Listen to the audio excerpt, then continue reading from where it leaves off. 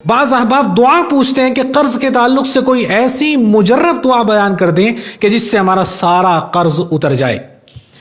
رسول پاک صلی اللہ علیہ وسلم نے ایک دعا سکھائی ہے حضرت علی رضی اللہ تعالیٰ عنہ کو، اور حضرت علی رضی اللہ تعالیٰ عنہ کے پاس ایک قرض مند شخص آیا اور کہنے لگا کہ میرے یہ حالات ہیں، میں قرض میں ڈوبا ہوا ہوں۔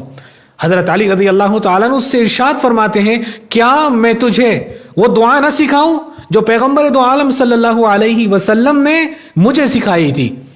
رسول اللہ صلی اللہ علیہ وسلم کی وہ دعا، اللہ کے نبی صلی اللہ علیہ وسلم ارشاد فرماتے پہاڑ کے برابر بھی اگر آپ پر قرض ہوگا وہ بھی اتر جائے گا۔ لیکن ساتھ ہی ساتھ دعا سننے سے پہلے ایک چیز کا آپ کو اور اہتمام کرنا ہے۔ ایسا بالکل نہیں کرنا آپ کو کہ صرف دعا پڑھتے رہیں اور کچھ کرے نہ، کچھ محنت نہ کرے، کچھ ورک نہ کرے۔ بہت سے لوگوں کی عادت ہوتی ہے کہ دعا پڑھتے ہیں، کچھ کرتے نہیں ہیں، اور پھر یہ کہتے ہیں مولانا صاحب یہ دعا کام نہیں کر رہی ہے، یہ دعا قبول نہیں ہو رہی ہے۔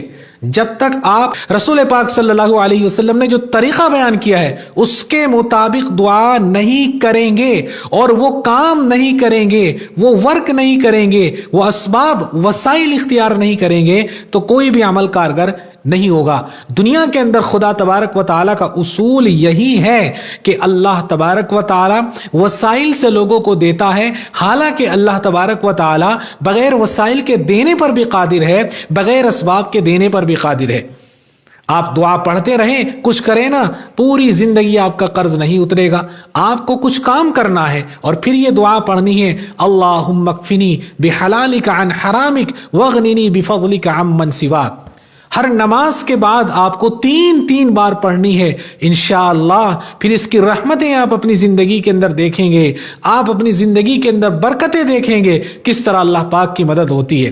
لیکن کام بھی کرنا ہے، اگر کام نہیں کریں گے تو پھر کوئی گارنٹی نہیں ہے۔ اس لیے کہ اسباب کا اختیار کرنا رسول پاک صلی اللہ علیہ وسلم کا طریقہ کار رہا ہے، امت مسلمہ کو یہ سکھایا ہے۔ ایک صحابی رسول صلی اللہ علیہ وسلم حضور پاک صلی اللہ علیہ وسلم سے کچھ مانگنے کے لیے آتے ہیں۔ آپ صلی اللہ علیہ وسلم کلہاڑی کے اندر اپنے ہاتھوں سے دستہ پرو کر ان کو جنگل کی طرف لکڑی لانے کے لیے روانہ کرتے ہیں۔ یہ تمام واقعہ اس بات کی طرف دلالت کرتا ہے کہ ہم سب کو کرنا بھی ضروری ہے، ورک بھی کرنا ہے، چاہے وہ جاب ہو، تجارت ہو، کوئی بھی ہو۔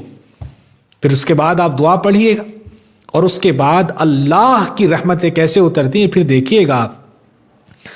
تو دعا کرتے ہیں کہ اللہ تبارک و تعالی جو سن رہے ہیں اگر وہ مقروض ہیں، اللہ ان کے قرض کی غیب سے مدد فرما دے، اور اللہ تعالی ہم سب کو قرض سے بری کر دے، اور اللہ تبارک و تعالی خوب مال کے اندر برکت عطا فرمائے اور خوب دین اسلام کی خدمت کرنے کی توفیق دے۔